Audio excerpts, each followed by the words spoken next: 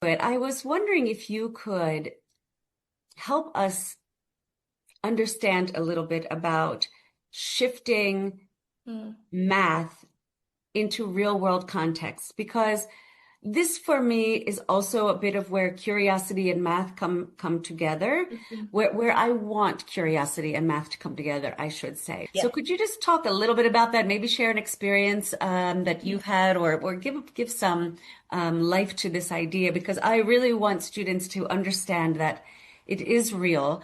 Most of the time, we talk a lot about the applications of mathematics in engineering, in sciences, in finance, everywhere.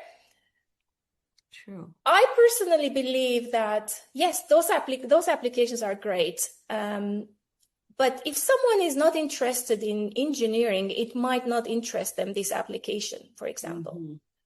Mhm. So this is why I always bring it back to our very simple and daily life routines that we do, which are mathematical. For example, decision making. Hmm. That's mathematics because it's a mathematical mindset, because you start, it's an algorithmic type of thinking.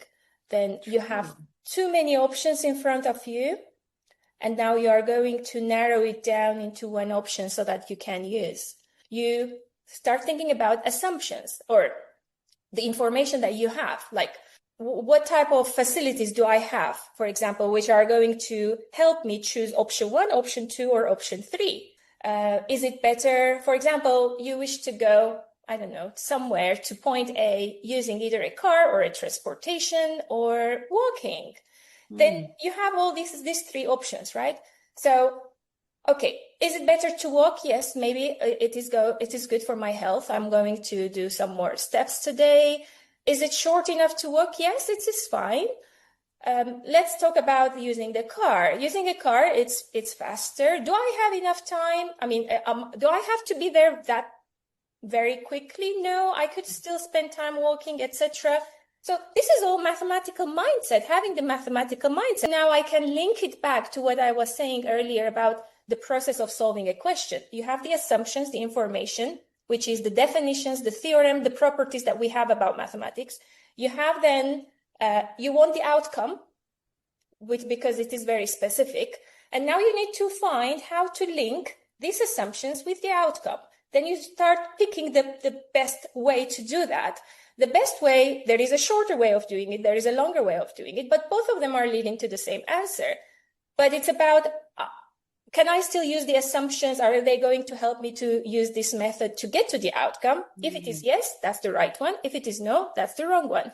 So doing this mathematically, this is decision making, and it's going to help me in my real life to make decisions logically first, reasoning, because in mathematics everything is based on reason. This is why it has to be accurate and logical. We can't be very creative in mathematics. Of course, you can be creative in your approach, but there are some rules which we have to follow. And this is what helped me to build this flexibility in reasoning, justifying, making arguments based on logical arguments, connecting ideas. And for example, in real life, we use that in decision making, and we don't talk much about this, but it's what we do all the time. Yes. I started mentioning that in my LinkedIn posts is I try to bring or to make those applications of mathematics, which are usually underrated, and we don't pay attention to them. That's one of my missions, is to bring them up and talk about them so that people see that they are already using it.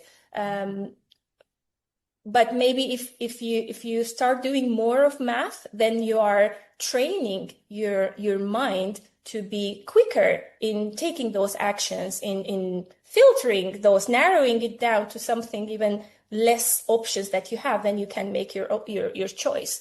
So this is one of the applications, I would say.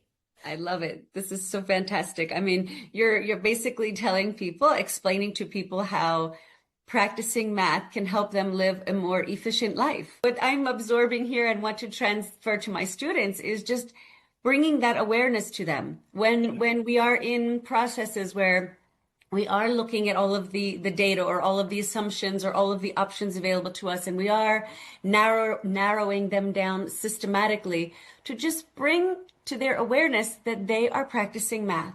Right That's right. now, this is a mathematical process. Yeah, And in doing so, we also then build that confidence, exactly. right? Because they Exactly. can see, like, look, actually, I am I'm using mathematical. I mathematics. am using math, right? I'm Exactly. using it to make decisions, to go through steps, whatever the case may be. But that was such a very relevant, real world, meaningful explanation of how we use math. So that was wonderful. Thank you.